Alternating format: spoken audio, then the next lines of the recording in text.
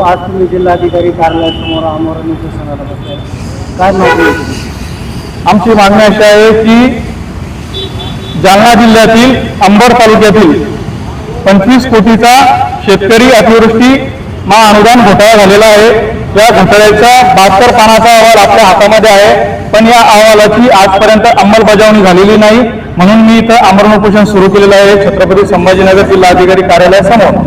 तर या आंदोलनाच्या माध्यमातून माझी अशी मागणी आहे की जे संबंधित भ्रष्टाधिकारी आहेत, तहसीलदार आहेत, त्यांच्यावरती निलंबनाची कारवाई व्हायला पाहिजे।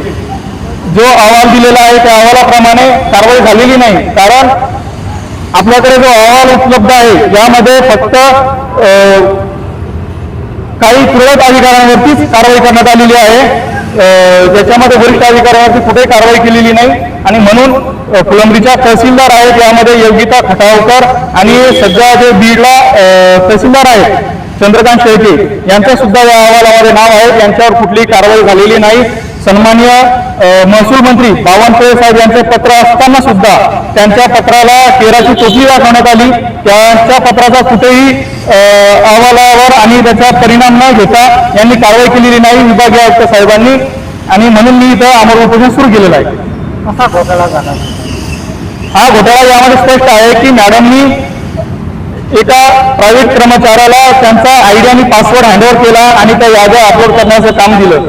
पण मुळात माझं म्हणणं आहे की इथं माझे वडील स्वतः ते मला ATMचा पिनकोड सांगत नाही, तर मॅडमनी त्यांना पासवर्ड आणि युजर आयडी कसा दिला या अहवालामध्ये त्या दोषी आहेत आणि त्या अहवालाची तात्काळ अंमलबजावणी व्हावी अशी आमची मागणी आहे।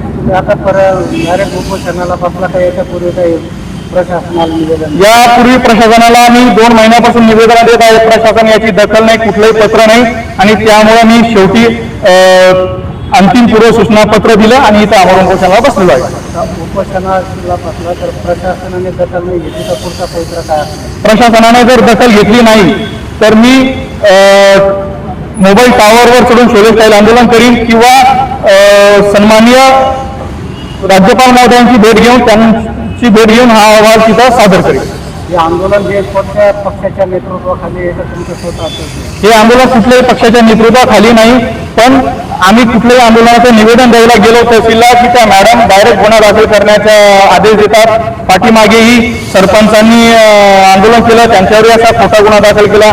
जे तरुण आणि सरपंच आहेत, सामाजिक कार्यकर्ते, त्यांच्यावरचा खोटा गुन्हा दाखल करतात आणि त्या खोटा गुन्हा दाखल करतात, म्हणून आमचा त्यांच्यावरती रोष आहे। असे भ्रष्ट तहसीलदार आमच्या तालुक्यात नको। जर आपल्या शेजारच्या घरात चोरी झाली तर आपण आपल्या घरात चोरी होण्याची वाट न बघता त्यांना तिथून त्यांची हकालपट्टी करण्यात यावी, त्यांचं निलंबन करण्यात यावं आणि त्यांच्यावर कायदेशीर अहवालाप्रमाणे गुन्हा दाखल करण्यात यावा ही आमची मागणी आहे। शासनाला काय आव्हान करणार?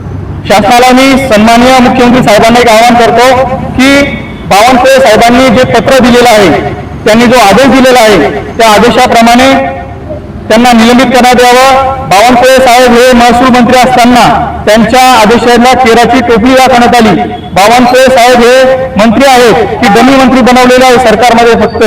जर त्यांचा आदेश मान्य होत नसेल तर त्यांना मंत्री कशासाठी केलं? म्हणून माझं मी प्रशासनाला शासनाला विनंती करतो की तात्काळ यांच्यावरती कारवाई व्हावी। आपलं नाव? माझं नाव गजानन दादाराव देवरे, तालुका फुलंब्री, जिल्हा छत्रपती संभाजीनगर।